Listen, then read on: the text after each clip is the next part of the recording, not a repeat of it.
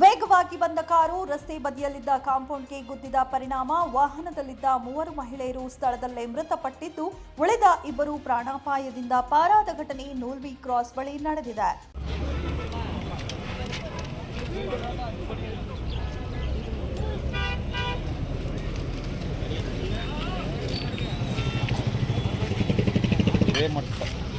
ವರೂರಿನಿಂದ ಹುಬ್ಬಳ್ಳಿಯತ್ತ ವೇಗವಾಗಿ ಬರುತ್ತಿದ್ದ Kwid car Noolvi cross ಬಳಿ ಡಿವೈಡರ್ಗೆ ಗುದ್ದಿದ ಪರಿಣಾಮ ವಾಹನದಲ್ಲಿದ್ದ 5 ಜನರ ಪೈಕಿ 3 ಸ್ಥಳದಲ್ಲೇ ಮೃತಪಟ್ಟಿದ್ದು, ಉಳಿದ 2ರಿಗೆ ಗಂಭೀರ ಗಾಯಗಳಾಗಿದ್ದು ಕಿಮ್ಸ್ ಆಸ್ಪತ್ರೆಗೆ ದಾಖಲು ಮಾಡಿದ್ದಾರೆ.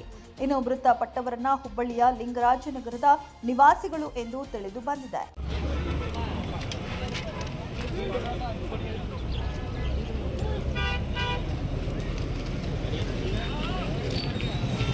ಘಟನೆಯಲ್ಲಿ ಕ್ವಿಡ್ ಕಾರು ನುಜ್ಜುಗುಜ್ಜಾಗಿದ್ದು ಕಿಮ್ಸ್ ಆಸ್ಪತ್ರೆಯಲ್ಲಿ ಗಾಯಾಳುಗಳ ಚಿಕಿತ್ಸೆ ಮುಂದುವರಿಯುತ್ತಿದೆ.